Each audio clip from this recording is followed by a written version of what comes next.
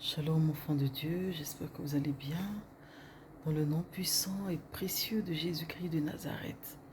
Alors, c'est une causette. J'aimerais partager avec vous un témoignage assez poignant. J'étais là comme ça et l'Esprit de Dieu m'ouvre les yeux sur un homme d'État africain. Je vais taire le nom du pays pour ne pas qu'il y ait d'indices. Donc, cet homme n'était pas très âgé et a trouvé la mort. Il s'en est allé et il a fait beaucoup de choses bien dans la vie des gens. Il a posé des actions nobles, des œuvres caritatives. Et il était assis dans un endroit qui avait l'air d'être comme une cave. Et là où il était assis, il recevait la rosée.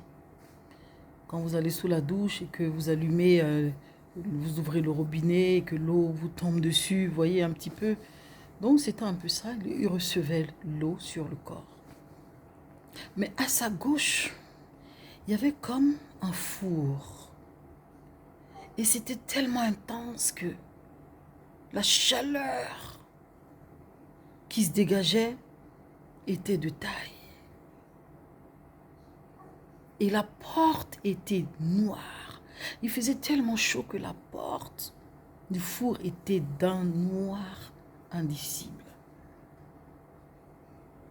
Mais il recevait la rosée et à sa gauche, c'était comme si la fournaise l'attendait.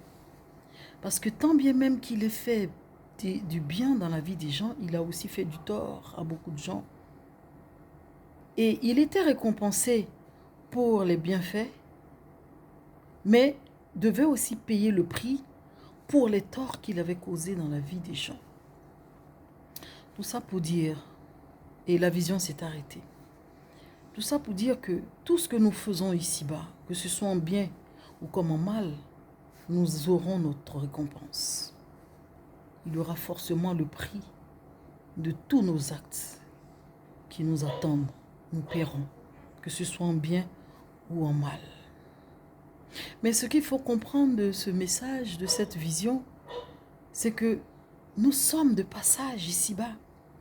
Et que si nous avons la grâce d'être encore en vie, de respirer, de parler, de se mouvoir, nous devons saisir cette chance qui est de réparer tous les torts que nous causons ou que nous avons causés dans la vie des gens. Oui, bien-aimé, il faut le faire.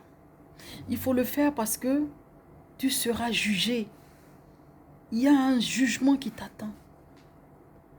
Tout ce que nous posons comme acte, surtout ceux qui travaillent dans le noir, il faut le dire, qui travaillent dans le noir dans la vie des gens et qui espèrent faire tomber les gens, qui attaquent les gens, qui lancent des esprits et autres, j'en passe, qui bloquent la vie des gens dans le noir.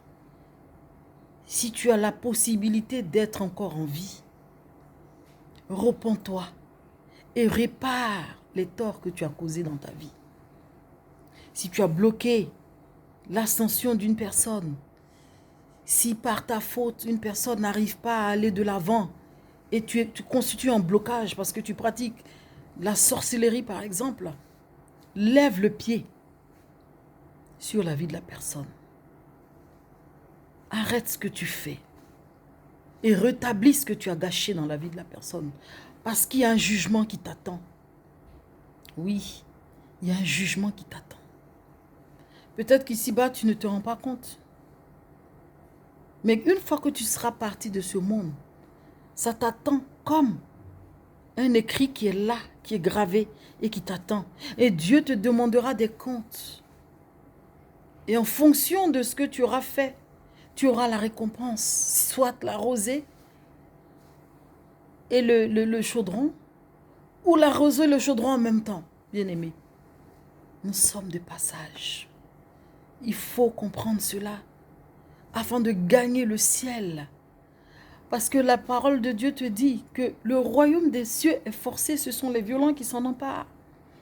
Les violents, c'est ceux-là même qui qui doivent faire l'effort de se dépouiller de tout ce qui peut les empêcher d'entrer dans le ciel, au ciel. Amen. Mais si tu ne fais pas cet effort pour entrer au ciel et que par ta faute, tu perds le ciel, le lieu du tourment éternel n'est pas un bel endroit, puisqu'il s'agit du feu éternel, un four. Imagine-toi dans un four qui ne s'éteint jamais. C'est une horreur, bien-aimé. Donc je voulais partager avec vous cette petite causette. Vous rappelez que tant que nous sommes encore là sur terre, nous avons la chance de mieux faire et de gagner le ciel et d'avoir le repos éternel. Un repos éternel dans une félicité qui ne dit pas son nom. N'est-ce pas beau? Bien-aimés, portez-vous bien. Shalom.